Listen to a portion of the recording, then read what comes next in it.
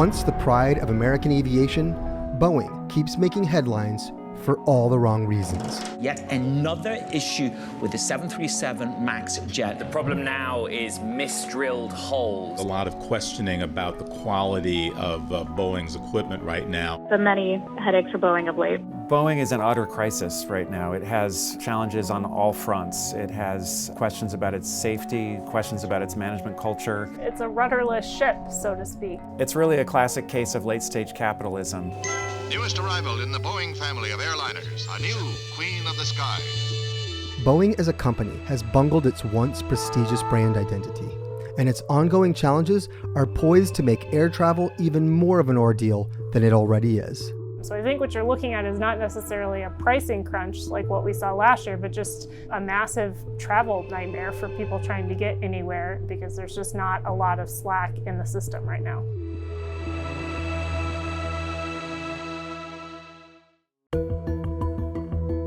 When flying the friendly skies, we as customers have a variety of carriers to choose from. But when choosing the actual plane we fly in, the airlines aren't exactly spoiled for choice. You really just have a duopoly between Boeing and Airbus. It is just hugely expensive both to produce these commercial aircraft and to support them once they're in the air. To put a finer point on that, experts estimate that creating a new plane from the ground up can cost upwards of $20 billion. The barriers to entry are so great that when new entrants have tried to come in the field, they've often disappeared. The Chinese have been trying to develop narrow-body planes that can compete with Boeing and Airbus. Those jets have not been certified in the US or in Europe and are unlikely to be anytime soon. Now, being the only game in town has its benefits. Revenue, profitability, and share price were all sky high. But then, two tragic accidents changed everything. A Lion Air Boeing 737 crashed into the sea this morning. An Ethiopian Airlines flight has crashed shortly after takeoff from Addis Ababa. Boeing's best-selling plane is coming under increased scrutiny. Over the space of 5 months in 2018 and 2019, two planes, both 737 MAX 8s, crashed. 346 people died in the space of 5 months on an almost brand new airplane.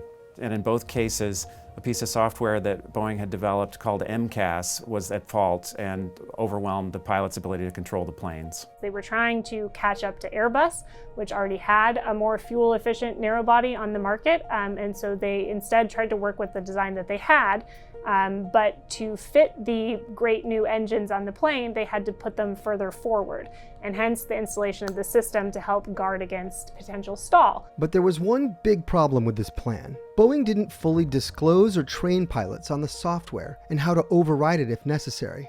In fact, the first time most aviators learned about it was after the Lion Air crash of 2018. Finally, the MAX was grounded. It was ultimately grounded for 20 months while Boeing developed new software that wouldn't overwhelm the pilot's authority. FAA took that opportunity to comb through every inch of the 737 MAX. These two crashes and the subsequent fallout showed how much Boeing had strayed from flight safety as a core mission to making profits.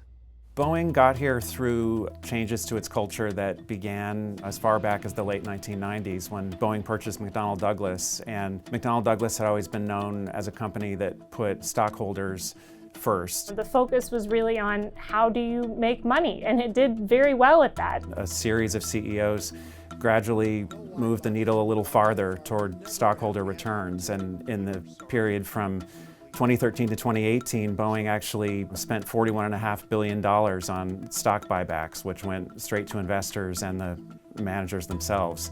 Responding to this backlash, Boeing's CEO stepped down and was replaced by Dave Calhoun.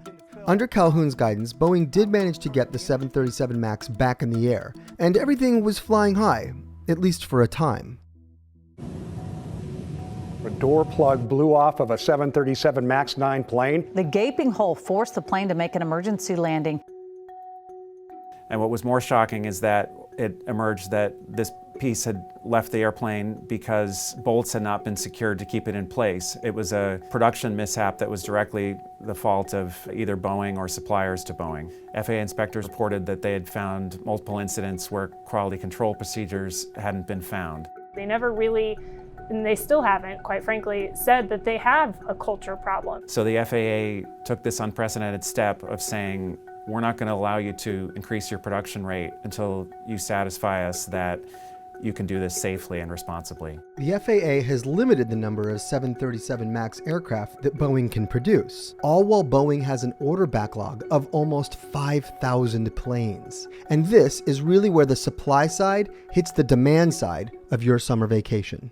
We're seeing pretty serious cuts to delivery expectations. Southwest is expecting to get 20 MAX deliveries this year. In January, it expected almost 80. Some of them are flying older planes for longer, which then creates maintenance issues. Speaking of maintenance issues, hundreds of Airbus jets are being pulled out of service because of a recall for an engine made by Pratt & Whitney.